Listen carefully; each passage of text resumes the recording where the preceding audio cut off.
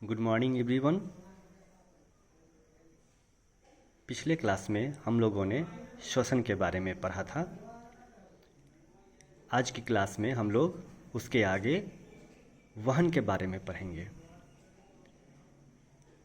हम लोग ने देखा कि श्वसन में भोजन का पाचन हुआ और इससे ऊर्जा का निर्माण हुआ।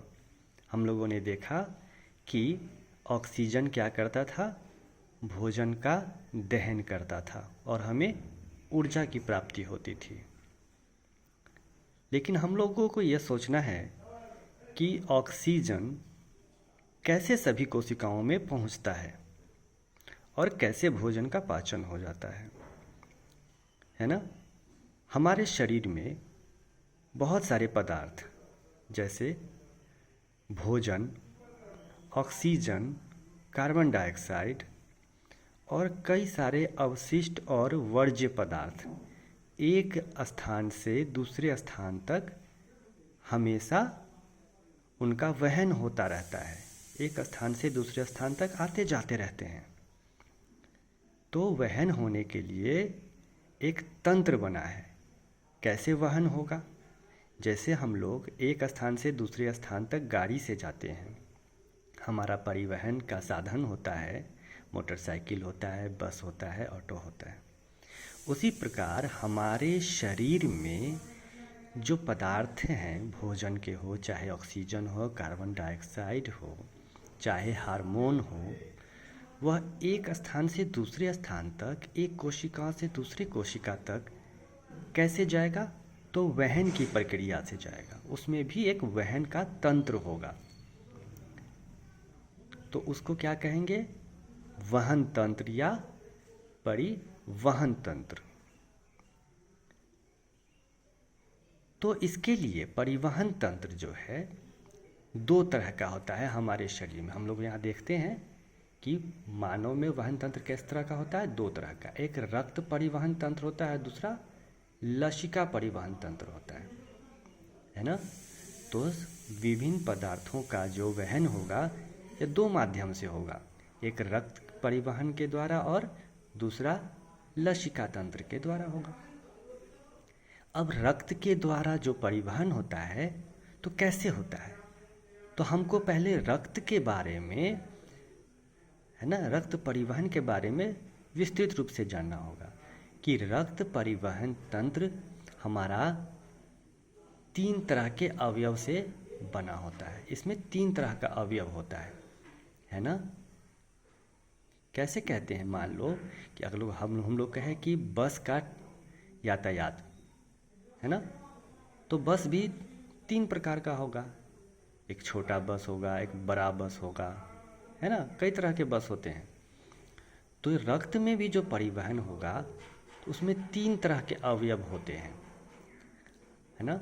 रक्त परिवहन में तीन तरह के अवयव होंगे। पहला होगा रक्त, दूसरा होगा रक्त वाहिका और तीसरा होगा हृदय, है ना। तो रक्त एक स्थान से दूसरे स्थान तक जाएगा तो वह इन तीनों माध्यम का प्रयोग करेगा, है ना। तो पहला रक्त का होना जरूरी है। दूसरा, रक्त किसके माध्यम से जाएगा? तो रक्त वाहिका होगी, उसके लिए नसें होती है ना, तो रक्त वाहिका होगी। और यह वाहिका में कैसे जाएगा? तो हृदय के द्वारा जाएगा, है ना। हृदय में रक्त आता है तो उसको क्या करता है? पंप करता है और पूरे शरीर में रक्त चला जाता है।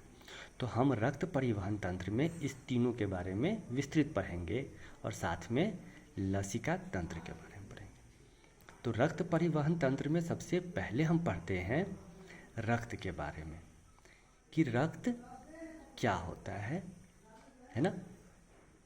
तो हम लोग ने पिछला क्लास में 9th में पढ़ा था कि रक्त एक प्रकार का तरल संयोजी उत्तक होता है। क्या होता है? एक प्रकार का तरल संयोजी उत्तक होता है। रक्त का रंग लाल होता है, हम लोग जानते हैं। किसके कारण होता है? तो हीमोग्लोबिन की उपस्थिति के कारण। हम लोग याद रखेंगे कि हीमोग्लोबिन के कारण रक्त का क्या होता है? रंग लाल होता है ना। अब रक्त जो भी है तो रक्त 4 प्रकार के तत्वों से मिलकर बना होता है। कौन कौन सा 4 तत्व हैं? तो सबसे पहला है प्लाज्मा, है ना। दूसरा है लाल रक्त कोशिका या कणिका भी कहते हैं इसको, है ना। इसको अंग्रेजी में क्या कहते हैं? आरबीसी, रेड ब्लड सेल या कॉर्पजल्स। तो हम लोग याद रखेंगे आरबीसी या लाल रक्त कोशिका। तीसरा होता है श्वेत रक्त कोशिका या डब्ल्यूबीसी, और चौथा होता है प्लेटलेट्स, है ना। तो हमारा रक्त जो है इन 4 तत्वों से मिलके बना होता है ना। कौन कौन सा तत्व है? याद रखेंगे प्लाज्मा, आरबीसी, डब्ल्यूबीसी और प्लेटलेट्स, है ना। वयस्क पुरुष में 5.5 लीटर रक्त होता है और रक्त का पीएच कितना क्या होता है? 7.4। इसे हमें याद रखना है, ठीक है। फिर अगले वीडियो में देखते हैं आगे।